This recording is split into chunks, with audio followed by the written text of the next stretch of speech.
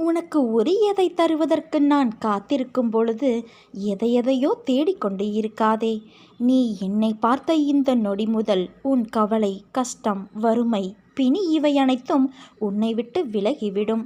சிலருக்கு உன்னை பிடிக்கவில்லை, சிலர் உன் வார்த்தையை மதிக்கவில்லை. எங்கு சென்றாலும் அவமானம் ஏற்படுகிறது என்றால் முதலில் நீ தெரிந்து கொள், அதீத நல்லவனாய் இருக்கிறாய் என்று. உன் அன்பான மனதிற்கு ஒரு குறையும் வராது, உன்னோடு நான் இருக்கும் வரை. காலம் ஒரே மாதிரியாக இருக்கும் என்று கருதாதே. தங்க சிம்மாசனங்களும் கண்மறைவாகிவிடும், அதிகாரங்கள் மறைந்து போகும், செல்வ வளம் சொல்லாமலேயே சென்றுவிடும். கொடுக்கும் கரங்களே பெற்றுக்கொள்ளும் கரங்களாகிவிடும். அப்போது கொடுப்பவர்கள் இருக்க வேண்டுமல்லவா? அதனால் செல்வம் இருப்பவர்கள் கொடுப்பதை பழக்கப்படுத்தி கொள்ள வேண்டும். விதையை அப்படி விதைத்து கொண்டால் பலன் நிச்சயம் கிடைக்காமல் போகாது.